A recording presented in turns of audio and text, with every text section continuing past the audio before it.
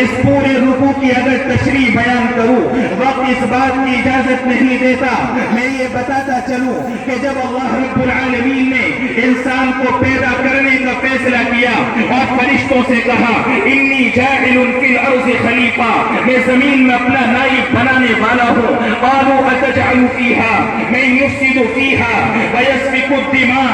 آپ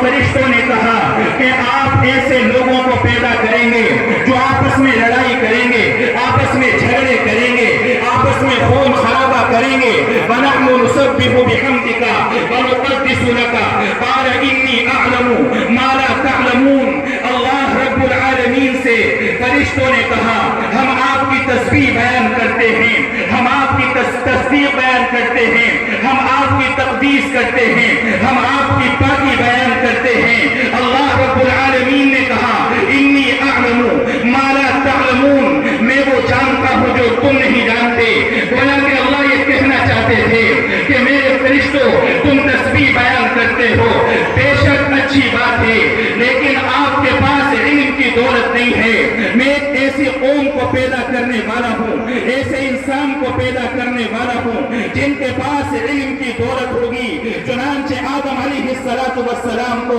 علم عطا کیا گیا۔ مختصر یہ کہ اللہ رب العالمین نے امتحان کیا اور امتحان کے اندر آدم علیہ السلام کامیاب ہو جاتے ہیں، فرشتے ناکام ہو جاتے ہیں، اور جب کوئی امتحان میں کامیاب ہوتا ہے اسے انعام سے نوازا جاتا ہے۔ چنانچہ اللہ رب العالمین نے آسمان پر انعامی جلسہ کیا اور انعام دینے کے لیے تمام فرشتوں کو جمع کیا، آدم علیہ السلام کو جمع کیا۔ آدم علیہ السلام سے کہا، آدم علیہ نبینا علیہ السلام کے سامنے فرشتوں سے کہا کہ اسجدوا لآدم فسجدوا الا ابلیس ابا واستكبر وكان من الكافرین، کہ آدم علیہ السلام کی عزت کرو، سجدائے تعظیمی کرو۔ تمام کے تمام فرشتے سجدے میں گر گئے، لیکن شیطان نے کہا انا خیر من خلقتنی من نار وخلقته من طین قال فاخرج منها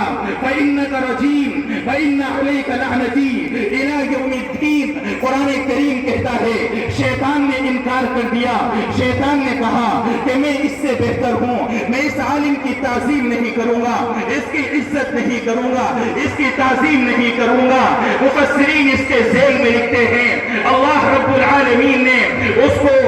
شیطان نے سب سے پہلے ایک عالم کی توہین کی، وہ عبادت گزار تھا، وہ اللہ کرنے والا تھا۔ پہلے آسمان پر اس نے عبادت کی، اس کو لقب ملا، دوسرے آسمان پر، تیسرے پر، چوتھے، پانچویں، چھٹے، ساتویں آسمان پر عبادت کرتا رہا، القاب ملتے رہے، لیکن اس نے ایک جرم کیا، وہ علماء کی توہین تھی، علماء کی ناقدری تھی۔ چنانچہ اللہ رب العالمین نے کہا نہیں ضرورت ہے مجھے تیری تسبیح کی، نہیں ضرورت ہے مجھے تیری عبادت کی، نہیں ضرورت ہے مجھے تیری عبادت کی۔ اللہ رب العالمین نے ہمیں یہ پیغام دیا، اے لوگو تم اللہ رب العالمین کے یہ جو وارث ہیں جن کے بارے میں کہا گیا العلماء ورثۃ الانبیاء، یہ علماء انبیاء کے وارث ہیں جن کے بارے میں اللہ کے نبی صلی اللہ علیہ وسلم نے کہا فقیہ واحد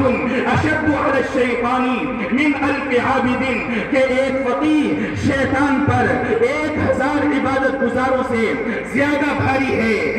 1000 عبادت گزار، میں دوسرے الفاظ میں کہوں 1000 لوگ وہ ہو جو روزانہ مشورہ کرتے ہو، جو روزانہ اشراق پڑھتے ہو، چاش پڑھتے ہو، اوابین پڑھتے ہو، ماہانہ 3 دن لگاتے ہو، اور وہ سال میں چنگا بھی لگاتے ہو، وہ ماہانہ چھوڑ میں بھی جاتے ہو، ہفتہ واری چھوڑ بھی کرتے ہو، یہ سب عبادت گزار ہیں۔ یہ عبادت سر آنکھوں پر ہے، لیکن ایک عالم کے مقام کو نہیں پہنچ سکتے، اس لیے